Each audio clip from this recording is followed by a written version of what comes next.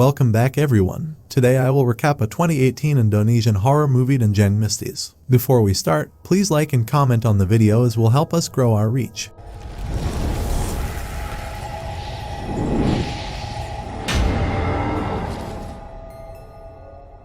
At the beginning of the movie, Suami returns home from the office and Vin asks him didn't he bring his keys. Suami says nothing and goes straight to bed. He asks Vin if she still hears strange voices. He then tells her about a married man that when he found out that his mistress was pregnant, he immediately killed that woman. He pierced through her stomach all the way to her back in order to take the fetus. To remove his tracks, he put high heels on her and dressed her up like a prostitute, and since then, that guy has been haunted by strange voices. Only then someone knocks on the door, and when Vin goes to check, she gets terrified seeing that it's Suami on the door. Vin opens the door and they both hear some sounds from inside, but when he goes there to check, he finds no one there. Later, Vin again hears some noise as if someone is walking with a limp. She wakes up Suami and points towards the front, where it seems that some unseen entity is watching them. They then both again go out to check, and the door next to Vin shuts automatically. Vin goes there to check but finds nothing there. However, when she checks again, she gets shocked to see a bag there. She tries to run away and open the door, and we see an entity there standing behind her.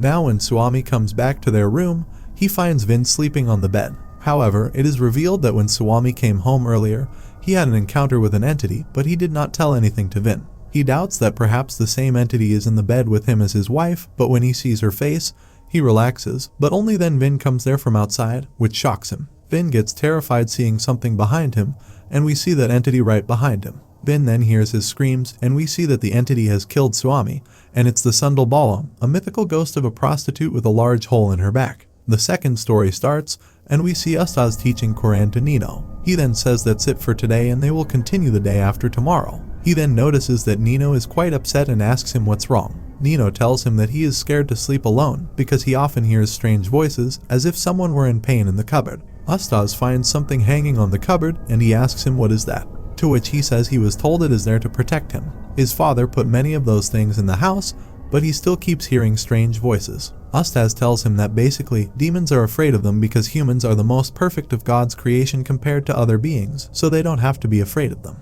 He tells him to recite prayers before he sleeps, and he will have a good sleep. We then see Ustaz on his way back home when the weather suddenly turns bad. Soon after the street lights there goes off, due to which Ustaz gets a little scared. He continues walking taking God's name, but hears some noises, and only then does he get terrified seeing a Pocong in front of him. Ustaz begins reciting prayers, but strangely the Pocong also recites the prayers with him, and when Ustaz tries to run away from there, he comes back to the road. He again tries to run away, but he is stopped by some unseen force and his cap flies in the air. That entity then drags his bag as well, and Ustaz does not understand what is happening to him. He starts hearing strange whisperings which he cannot bear, and he sits there chanting the name of God. Then after a while, all of a sudden everything calms down and Ustaz runs away from there. He then reaches his house gasping and remembers about the amulet that he saw at Nino's house. Only then he checks the time and realizes that he got late for the night prayer. Now when he is washing himself with clean water, he hears a door opening, but he ignores it.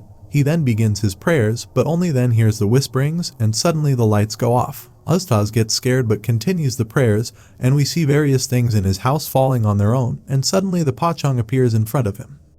The third story begins, and we see Tuti visits her sister Sarah. Sarah says her daughter Raisa needs to go back to school the day after tomorrow, so they need to go home. Besides, they have exhausted all of their grandfather's savings, so she can no longer hire a sitter. Tuti says it's alright and asks her what happened to her forehead. Sarah tells her that dad's condition is very severe now, and the other day, he threw the plate while she was feeding him. She says tomorrow a psychic Mrs. Sekar will come to see the house, and she has explained everything to her. Meanwhile, we see Raisa goes to Grandpa's room, and as she touches his feet, he suddenly gets up, and Raisa sees an entity standing there behind him. Later, Sarah and Raisa leave there, and when Tuti goes to see her dad, a wheelchair there moves on its own. Tuti takes care of her dad and feeds him the dinner, and later when she is looking at her husband and daughter's photo, she hears screams from her dad's room. Tuti goes there to check, and the wheelchair again moves on its own. She ignores it and goes to check dad, but suddenly he grabs her hand and asks her where is Hardo. Tuti gets very scared of this and runs out and closes the door. The next day she calls Sarah, who tells her that she doesn't know any Hardo, but when she was there, he was looking for someone named Sue. Later, Mrs. 𝐀𝐃𝐒 visits the house and Tootie tells her that she is Sarah's sister. She takes her to Dad's room, who asks her what is she doing here, and only then the wheelchair moves. 𝐀𝐃𝐒 says she just wanted to visit, to which he asks her to go away, and Tootie notices something moving under the bed.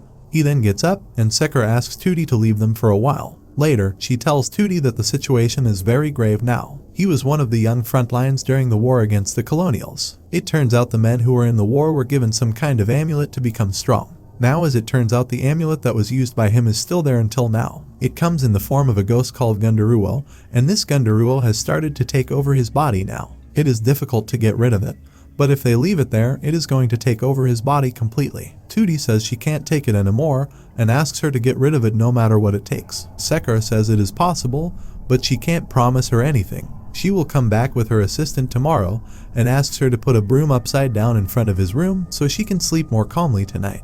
Later that night, Tootie hears her dad laughing like crazy in his room, and when she goes there, she finds something hiding under his bed. She rushes there to check, and suddenly the wheelchair moves and her dad begins laughing. The wheelchair then tries to attack her, but she manages to get out of the room and close the door. Suddenly the door opens, and Tootie gets terrified seeing a huge entity standing behind his dad, and then he shuts the door. The next day, 𝐀𝐃𝐒 visits with her assistant, and she asks Tootie why she looks so pale. 𝐀𝐃𝐒 then enters Wahid's room, and he asks her if is she here to get rid of him. 𝐀𝐃𝐒 tries to put an amulet on his neck, but he throws her away and says how rude.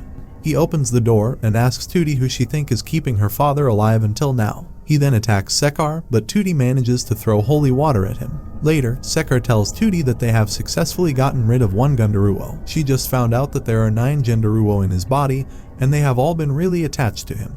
If they get rid of all of them simultaneously, the risk is fatal. She says she will come back here in 3 days, to which Tootie says she can't wait another 3 days. 𝐀𝐃𝐒 says she needs to gather her energy, but she doesn't need to worry, as the one they got rid of earlier was the leader, so she can sleep well tonight. Now after 𝐀𝐃𝐒 leaves, Tootie goes into her dad's room to check on him, but finds that the Genderuwo has not left.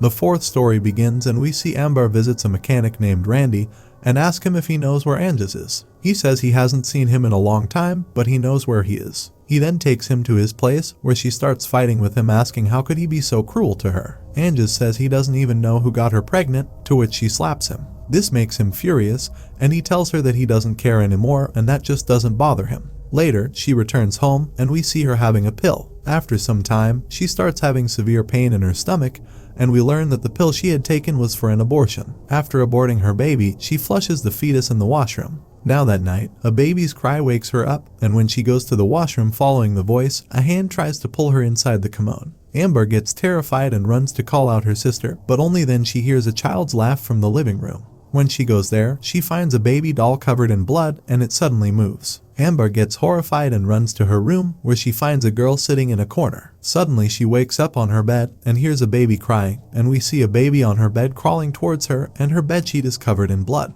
The 5th story begins, and we see a reporter named Daniel watching the video of some people talking about some entity, whose shape was not very clear, but has long arms, all the way extending to the ground. It is used as a medium to convey either bad or good intentions. The victims of the Begu Ganjang, their necks turn kind of blue or black. It looks like someone who had just been strangled. Their nails are sharp and pointy, and they are as tall as a coconut tree. When it appears, everybody must bow to it there and then, and if anyone looks at it, they will die the next day. Daniel's friend Sony then comes there and asks him how it's going. He says he is so puzzled, to which Sony says he has been working on this story for 5 months and why doesn't he do another case. Daniel says this story is really meaningful to him, especially to his family, and if he ever succeeded in writing this article, it would have a great impact on their section. Sony then tells him about Sutton, that this person could help him finish his article. Rumors are that he was excommunicated from his village, because he was accused of murdering his neighbor using Begu Ganjang. Daniel reaches Sutani's house, where he meets his wife, who asks him why he is here. Daniel introduces himself and tells her that he is doing research and he is here to interview Sutton. Only then Sutton comes out and asks him to come inside and tell him why he is here. Sutton offers him coffee, and Daniel tells him that he is a final semester student at 𝐺𝐻 University. Sutton gets happy to know that he is also a Badak, but says he doesn't look like one. Daniel says he is here to interview him regarding the Begu Ganjang phenomenon for his thesis. Sutton asks him does he want to know about that because of what people are saying about him. To which Daniel says he just wants to do this solely for his thesis, and he also likes to learn about his ancestral culture. Sutton says he moved here not because he was excommunicated or because he was beaten up by the villagers, but because his child died and he is heartbroken,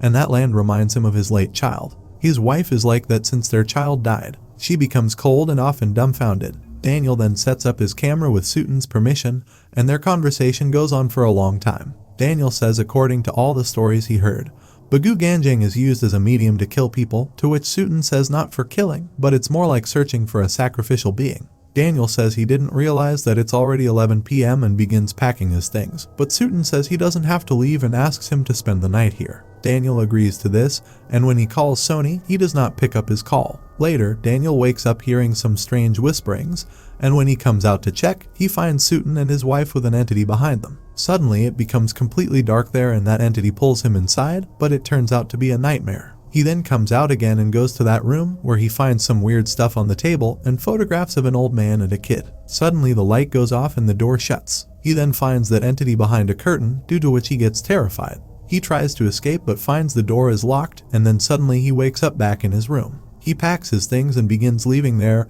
and Sutton's wife says she told him not to bother her. Daniel tries to open the door, and Sutton says what happened to his family will happen to him too. Sutton and his wife then begin a ritual, and when Daniel tries to stop them, their eyes begin bleeding, and we see a mark appearing on Daniel's neck as he is getting strangled. The sixth story begins, and we see Alia with her father inside a ray shed. She tells him that's the result of her hard work every day in the mine forest. She has to do all the dances meant for slaves, just to give power to the city trains, or just for the profit of the village merchants. That is why she wants to do 𝐊𝐿 dance instead. Her father gets angry to know this and says 𝐊𝐿 dance is forbidden, but she begs him to let her dance once for herself and for him. He gets scared seeing him there and tells her that this is taboo. Alia starts insisting and says that she will have to help her, and during this, she drops the drum from her hand. Only then do they hear some noise from outside, and Alia sees that some people are looking for them because they have come to know that Alia is about to do the taboo dance. Alia tells her father that she is tired of being a ray miner, and when he notices that she has attempted to commit suicide, he agrees to help her. He gets ready with the drum and asks her what does she want now. She says they will start with the rhythm, to which he asks her if she is sure she wants to start from the middle.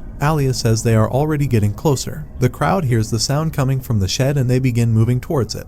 We then see Alia dancing and her dad playing the instruments, but only then she falls and asks her dad why is it so hard. Her dad tells her to throw away her thoughts and feelings as a miner and think of herself as a Karana dancer. He then tells her to start from the beginning with the rhythm of 𝐾𝐄𝐿. Alia then begins dancing again, and soon after, some energy balls start producing around her. She begins collecting those energy rays and puts them in a basket, and this energy is very bright. Soon after, the locals reach there and try to stop her dad, and we see that Alia is now possessed. As soon as she stops, there is a blast that makes everyone unconscious, and then Alia also falls down. Now after some time when her dad regains consciousness, he goes to her and wakes her up and asks her if she is okay. Then the locals also start coming inside and her dad tries to stop them and asks Alia to complete the ritual. The villagers try to tell him that the girl is not his daughter and knocks him unconscious. They then try to drag her out, but the entity attacks them and throws them away. Alia calls him her child and tells him not to cry and helps her to free her. The entity then gets up, seeing which the villagers get terrified, and the movie ends here. Please like and subscribe to my channel and click the bell icon never to miss new video updates. Thanks for watching.